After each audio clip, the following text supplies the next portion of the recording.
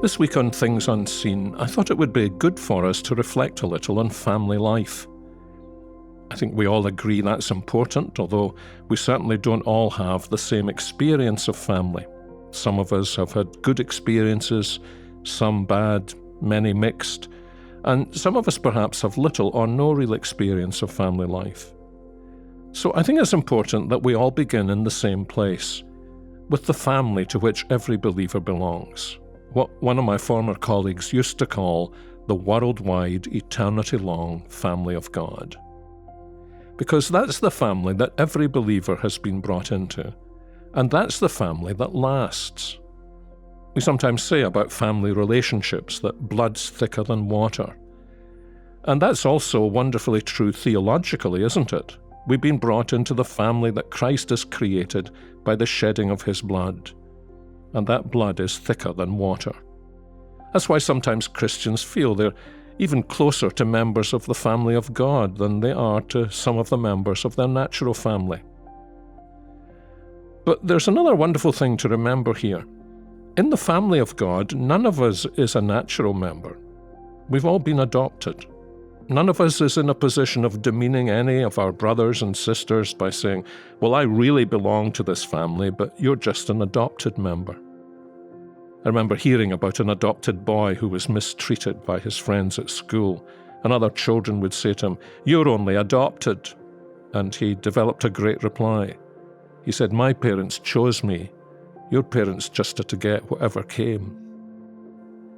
So, the first thing to say about families and family life is that we need to get our priorities right. There's a lifelong family, and there's an eternity-long family. Most of us belong to a lifelong family with its privileges and obligations. And that family life is a sphere all of its own. It's got its own structure, and it's a structure different from society in general or the state. And it's also different from the church. And all of these structures have their place in our Christian lives. The state has a responsibility for the families in it to serve them, but it doesn't have the right to usurp the role of the family, to interfere with it in a way that's contrary to Scripture. And unfortunately, many states nowadays do that and overreach their authority.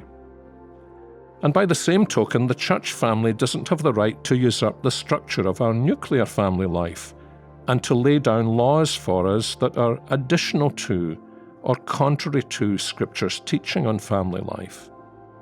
But that said, we do want our family to take its part in the life of the world around us as salt and light, and we also want to, and indeed need to, fold our family life into the family of the church.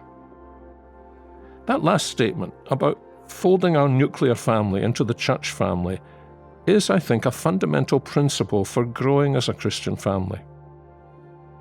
Sometimes I think I've seen families whose attitude has been something like this. We are sovereign in our family, and we will allow the church only the space that suits us. But that tends to put our family over the church, not really in the church. No, the more biblical picture is of families being folded into the family of the church.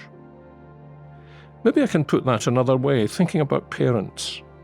Those of us who are parents need to realize that God never intended two parents to have all the gifts and graces necessary to raise one child for Jesus Christ. It takes a church to do that. Our children could get a very limited view of the gifts and graces of the Lord Jesus just from us. So surely we don't think we have all of those gifts and graces, all of the wisdom that our children are going to need. No, it's a long haul growing a family, adapting to each stage, taking account of each family member. It's many, many days, weeks, months, years, and we need all the help we can get. And the best help we can get is when our family is folded into the larger church family, our congregation. And then all the gifts and graces the Lord has given to the church will be used for the blessing and strengthening not only of ourselves, but also of our children too, just as in turn we want our gifts and graces to serve the larger family of the Church. It's surely one of the greatest privileges we have as Christians in the present time that we not only have our nuclear family, but we can fold that nuclear family into a family that loves us, cares for us, encourages us, strengthens us, and protects us. And we'll try to think more about that tomorrow. I hope you'll join me on Things Unseen.